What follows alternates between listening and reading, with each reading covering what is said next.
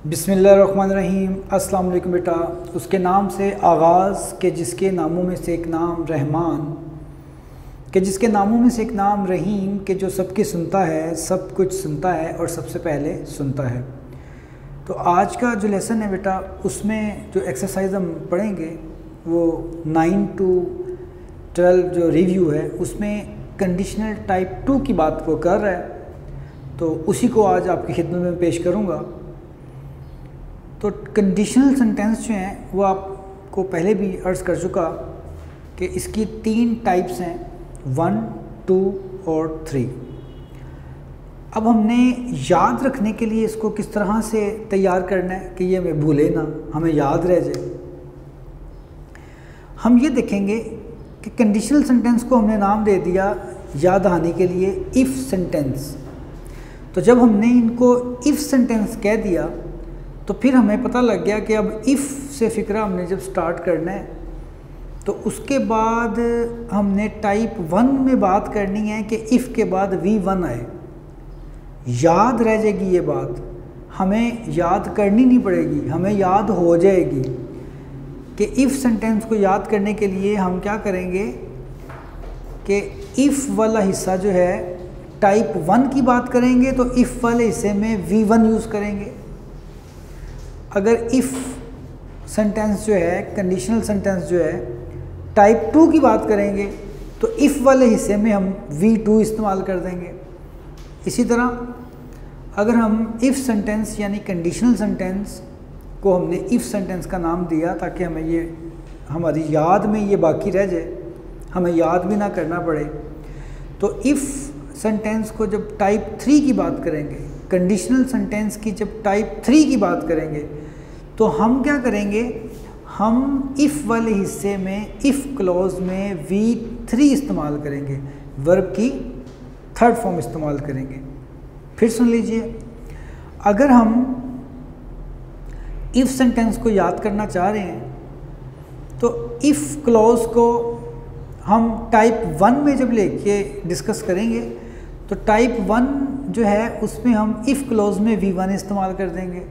Type 2 में हम if clause को हम V2 में इस्तेमाल करेंगे और टाइप 3 में हम इफ़ क्लॉज को V3 में इस्तेमाल करेंगे।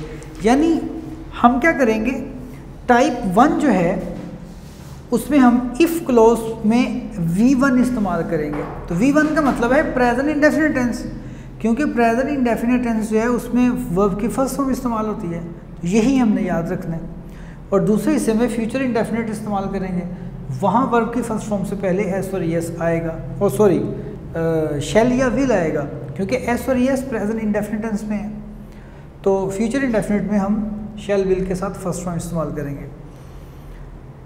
अब टाइप 1 में हमने इफ़ क्लॉज के बाद कोमा ऐड करना होगा, और कोमा ऐड करने के लिए हमें मालूम है कि अगर हम ये कोमा नहीं लगाते तो टेक्निकली अनफिट हो जाएंगे, हमारी ये मिस्टेक होगी। तो इससे बचने के लिए हम क्या करेंगे, इफ़ क्लॉज को अंदर ले जाएंगे जहाँ कोमा वाली क्लॉज थी। यानी आपके पास इफ़ क्लॉज जो है वो अंदर चली गई और फ्यूचर इंडेफिनिट को शुरू में ले आएंगे, इससे पहले कोमा लगाने की ज़रूरत नहीं है। तो फ्यूचर इंडेफिनिट इफ़ और प्रेजेंट इंडेफिनिट यानी आप कोमे से बच जाएंगे। इसी तरह जब टाइप 2 की बात करेंगे, हमारा टॉपिक है कंडीशनल सेंटेंस यानी टाइप हमारे पास 2 है, तो यहाँ हमारे पास 3 है। तो टॉपिक हमारा ये है। उससे पहले मैं ये इसलिए करवाना चाह रहा हूँ, बताना चाह रहा हूँ, आपकी खिदमत में पेश करना चाह रहा हूँ ताकि आप अच्छे अंदाज में इसको याद रख सकें। इफ़ क्लॉज टाइप 1 में इफ़ क्लॉज के साथ V1 आएगा, टाइप 2 में इफ़ क्लॉज के साथ V2 आएगा। तो V2 से मुराद थी कि पास्ट इंडेफिनिट टेंस की जो फंक्शनैलिटी है यहाँ वो इस्तेमाल होगी। टॉपिक हमारा क्या है आज का, और ये ज़िमनी 2 टॉपिक साथ आए हुए हैं, तो इससे ये होगा कि आपको याद करना नहीं पड़ेगा, ये आपकी याद में महफूज रह जाएगा। बड़ा आसान तरीका है, एक बार फिर सुन लें कि उसी तरह ही टाइप 1 की बात होगी तो इफ़ क्लॉज में V1, टाइप 2 की बात होगी तो इफ़ क्लॉज में V2, टाइप 3 की बात होगी तो इफ़ क्लॉज में V3 इस्तेमाल करेंगे। अब V3 क्या होता है, V2 क्या होता है और V1 क्या होता है, ये बेटा first form of the verb use करनी है हमने। या तो आप उसकी फंक्शनैलिटी डिस्कस कर लें या उसको नाम दे दें। नाम देखें आपके पास, यहाँ मैं नाम दे रहा हूँ और बोल में उसका फंक्शन रहा हूँ, तो आप भी इस तरह कर सकते हैं कि लिखने के लिए आप इसको नाम दे दें और इसका फंक्शन आपके जहन में होना चाहिए ताकि आपको याद करना ना पड़े बल्कि आपकी याद में महफूज हो जाए। तो इफ़ क्लॉज है, उसके बाद ये V1 है, टाइप 1 ये V1, ये टाइप 2 ये V2। आपने जो याद रखनी है वो ये क्लॉज याद रखनी है, इफ़ क्लॉज। कोमा से बचना है तो इफ़ क्लॉज को अंदर ले जाओ। अगर कोमा नहीं पुट करते तो इसका मतलब है you will be technically unfit. ये एक बड़ी ब्लंडर है, बहुत बड़ी गलती है, इस पे एक नंबर पूरा ही कट जाता है, यानी ये ग्रामर की वो गलती है। If we go to college comma we shall succeed. तो यहाँ देखिए इफ़ क्लॉज के साथ V1 यूज़ किया और आप जानते हैं कि V1 बेटा जन क्या होता है, first form of the verb. और प्रेजेंट इंडेफिनिट टेंस में एक ही टेंस है जिसमें V1 इस्तेमाल होता है, उसके साथ SEIS लगता है और बाज़ औक़ात नहीं लगता। तो जब SEIS नहीं लगेगा तो ज़ाहिर है उसकी कंडीशन पूरी हो रही है। यहाँ हमारे पास सब्जेक्ट दिखना पड़ेगा, थर्ड पर्सन नहीं है इसलिए नहीं लगा। कोमा के बाद आप देखें वी शैल सक्सीड, तो हमारे पास इससे अब हमने बचना है। अगर हम राइटिंग कुछ लिख रहे हैं, राइटिंग में कोई काम कर रहे हैं, इंग्लिश में कोई राइट कर रहे हैं कोई चीज़, तो कोमा इफ़ या व्हेन से फिक्रा शुरू नहीं करना। कंडीशनल सेंटेंस आपने नहीं बनाना। अगर कंडीशनल बना दिया तो कोमा लगाना ही पड़ेगा, नहीं लगाएंगे तो will be consider technically unfit. ये बात याद रखनी है आपने। तो we shall succeed if we go to. अब इफ़ क्लॉज के साथ देखें फर्स्ट फॉर्म लगी हुई है, यानी V1 लगा हुआ है, यानी प्रेजेंट इंडेफिनिट टेंस है। ये आपकी टाइप 1। टॉपिक हमारा है टाइप 2। उससे पहले मैं आपको ये समझा रहा हूँ ताकि आपको इसकी फंक्शनलिटी ज़रा और ज़्यादा समझ आ जाएगी। टाइप 3 में आप क्या करते हैं, इफ़ क्लॉज में आप वर्ब 3 इस्तेमाल करते हैं, V3 इस्तेमाल करते हैं, यानी पास्ट परफेक्ट में आप लेके आते हैं। नाम याद रख लें या उसका जो फंक्शन है वो याद रख लें। तो पास्ट परफेक्ट के बाद आप वुड हैव के बाद थर्ड फॉर्म लगाते हैं। वहाँ भी कोमे से बचने के लिए आप कह सकते हैं would have third form if और पास्ट इंडेफिनिट, यानी कोमा से बचने के लिए ये बात आप कर सकते हैं। तो if we had worked hard comma we would have succeeded. अब कोमा लगाया, कोमा नहीं लगाना चाह रहे तो आप वी वुड हैव सक्सीडेड को पहले ले आएँ और इफ़ को अंदर ले जाएं। जहाँ कोमा था कोमे की जगह इफ़ लगाएं और आगे आप सेंटेंस पूरा कर दें। If we had worked hard, यानी आपके पास जो आज का टॉपिक है वो है conditional type 2, conditional sentence type 2।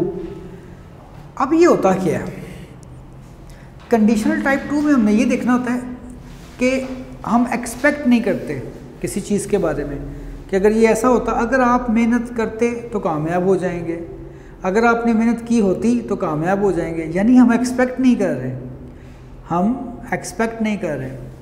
तो इसमें हम क्या करेंगे, चूँकि ये टाइप 2 है तो टाइप 2 में हम ये डेफिनेशन की बात करते हैं। तो वो कहते हैं, ग्रामर कहती है जी, in these kind of sentences we may don't expect about someone some action, if someone performed an action something would be possible.